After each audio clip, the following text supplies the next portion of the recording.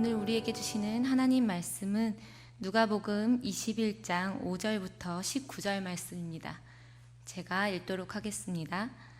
어떤 사람들이 성전을 가리켜 그 아름다운 돌과 헌물로 꾸민 것을 말하매 예수께서 이르시되 너희 보는 이것들이 날이 이르면 돌 하나도 돌 위에 남지 않고 다 무너뜨려지리라.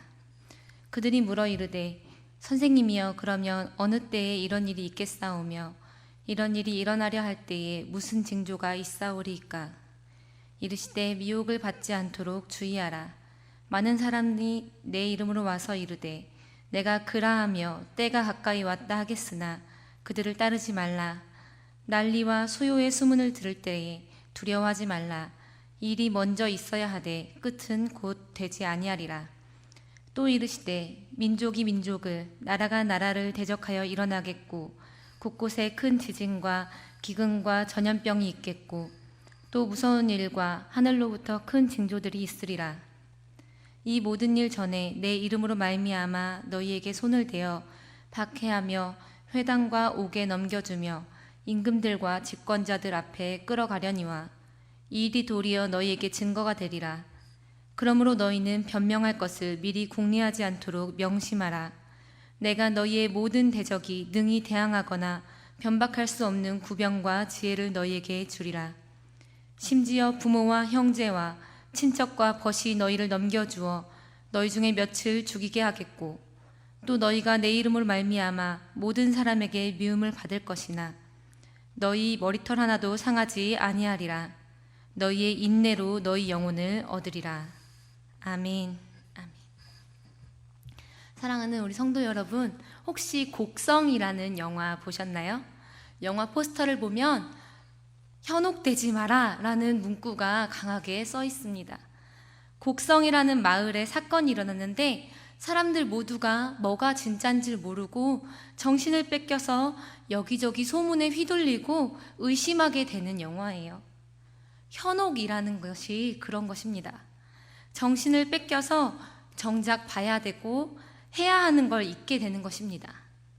오늘 본문에 예수님이 우리에게 그런 말씀을 주십니다. 우리 5절 말씀을 보겠습니다. 어떤 사람들이 성전을 가리켜 그 아름다운 돌과 헌물로 꾸민 것을 말하매 예수께서 이르시되, 당시 예루살렘 성전은 아름답고 화려함 그 자체였습니다. 웅장했습니다. 사람들은 성전의 화려함과 이곳에 하나님이 계신다는 상징성 때문에 이 건물은 영원할 거라고 믿었습니다. 이스라엘에게 이 예루살렘 성전은 자부심이었고 자신들의 전부와도 마찬가지인 가치였습니다. 하지만 예수님은 성전의 돌들이 다 무너질 날이 올 거라고 말씀하십니다. 사람들이 마음을 둔 그 건물이 다 무너질 날이 온다는 것입니다. 그러자 사람들이 묻습니다. 예수님, 언제 그런 날이 옵니까? 어떤 징조가 일어납니까? 예수님은 언제 일어날 것인가에 대해서는 말씀해 주지 않으시고 그런 일이 일어나려고 할 때 있을 일들에 대해서 자세히 말씀해 주십니다. 그때에는 어떤 일들이 일어납니까? 먼저 미혹받을 일들이 일어납니다. 많은 사람이 예수님의 이름으로 와서 자기가 그리스도라고 말합니다. 하지만 그들을 따라가지 말아야 합니다. 또한 이 일 뒤에 두려워할 만한 일들도 일어납니다. 우리 10절과 11절 말씀 함께 보겠습니다. 또 이르시되 민족이 민족을, 나라가 나라를 대적하여 일어나겠고 곳곳에 큰 지진과 기근과 전염병이 있겠고 또 무서운 일과 하늘로부터 큰 징조들이 있으리라. 왜 이런 일이 일어날까요? 세상은 결국 스스로의 힘으로는 이길 수 없는 자신들이 영원한 존재가 아니라는 것을 스스로 보여주고 말 것입니다. 오늘 말씀을 묵상하면서 이 말씀은 분명히 누가가 그 교회 공동체에게 준 말씀인데 오늘 우리의 상황과도 굉장히 닮아 있다는 것을 느꼈어요. 하나님의 말씀은 살아서 그 시대뿐만이 아니라 오늘 우리 안에서도 이루어지는 말씀인 것을 믿으시기 바랍니다. 정리해 보면 아무리 말씀을 들여다봐도 사람과 이 땅에서는 어떤 것으로도 답을 얻을 것이 없다는 결론이 난다는 것입니다. 사람들이 의지하고 자랑으로 여겼던 건물도 무너지고, 진짜라고 믿었던 사람도 미혹했던 가짜로 드러나고, 서로 의지했던 나라의 관계들도 위기가 오니까 결국 어떻게 됩니까? 깨져버리는 것입니다. 거기에 따라 경제도 휘청거립니다. 결국 세상은 자기가 쥐고 자랑하던 것들 모두가 영원한 것이 아니라는 것을 스스로 보여주고 맙니다. 그때 믿는 사람들은 어떻게 될까요?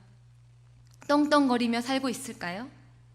예수님은 이런 모든 일 전에 믿는 성도들이 먼저 잡혀서 박해를 당하고 정치 지도자들 앞에 그 심판대에 서게 될 거라고 말씀하십니다.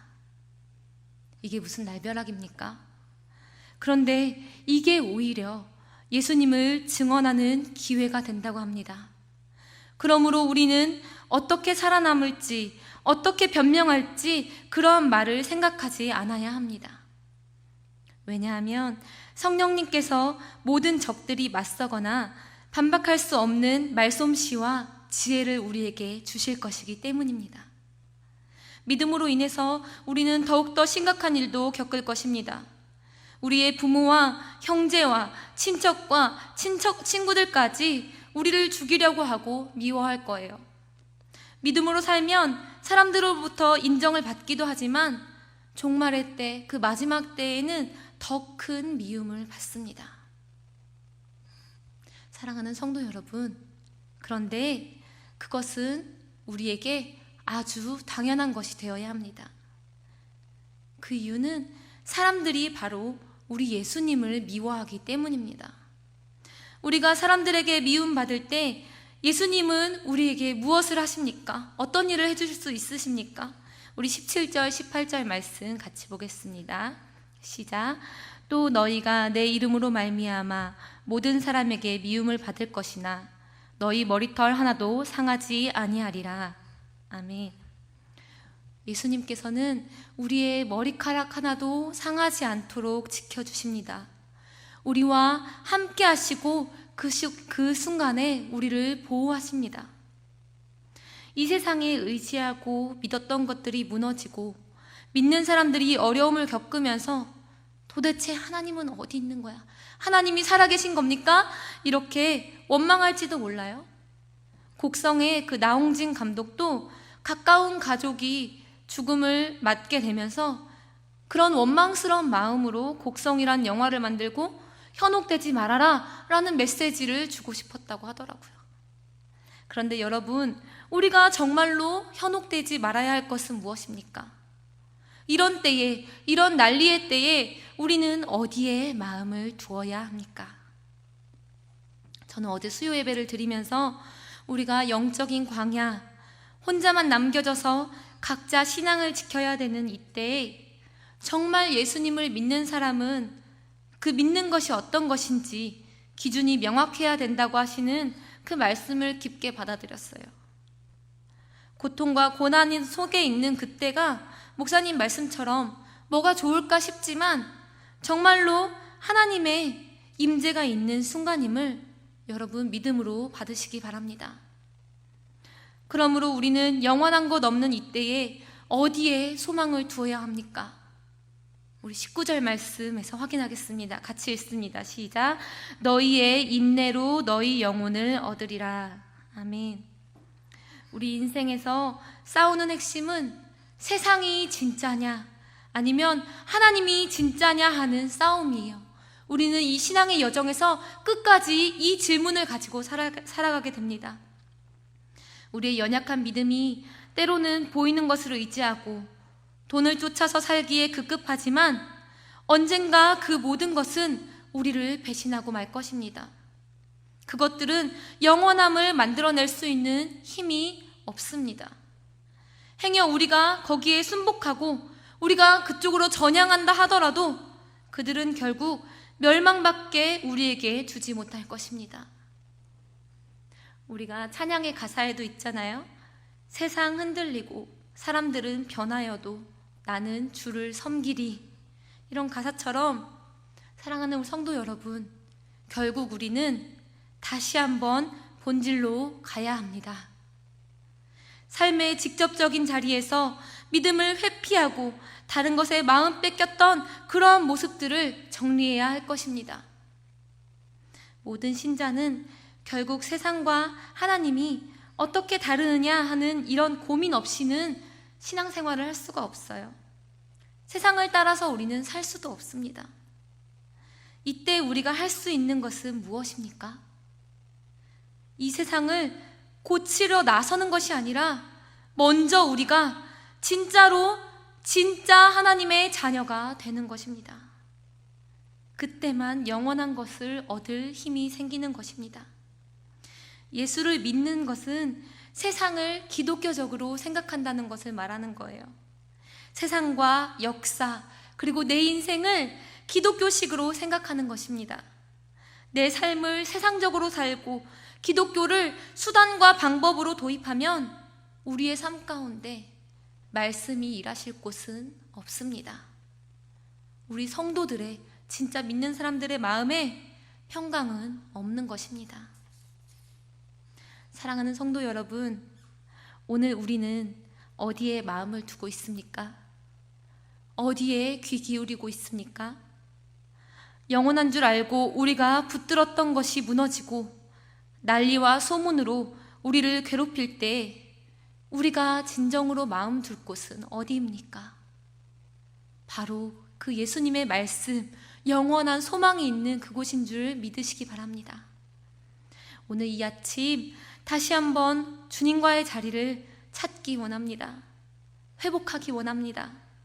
중심을 보시는 주님께 나의 마음을 돌이키고 삶의 자리에서 믿음으로 결단하고 삶의 작은 순간순간마다 믿음으로 그 삶의 작은 순간들을 결정하고 이겨내시는 저와 여러분 되기를 간절히 축원합니다. 아멘. 우리 같이 기도하겠습니다. 살아계신 하나님 아버지, 이 땅에 바라고 의지했던 것들이 무너지고 우리에게 소망이 없을 때 다시 한번 주의 말씀을 붙들고 나아가기 원합니다. 우리 안에 진정한 믿음의 결단을 허락하여 주시고 오직 의인은 믿음으로 말미암아 살리라라는 말씀을 붙들고 오늘 또 삶의 자리에서 인내의 열매를 맺는 저와 우리 성도님 모두가 되게 하여 주옵소서. 우리 성도님들이 있는 어려움의 그 자리에 주님 친히 찾아가 주시고 믿음으로 인하여 고통할 때 오늘 이 한날도 주께서 친히 보호하여 주옵소서. 감사를 드리며 우리의 참 소망 되신 예수님의 이름으로 기도드립니다. 아멘.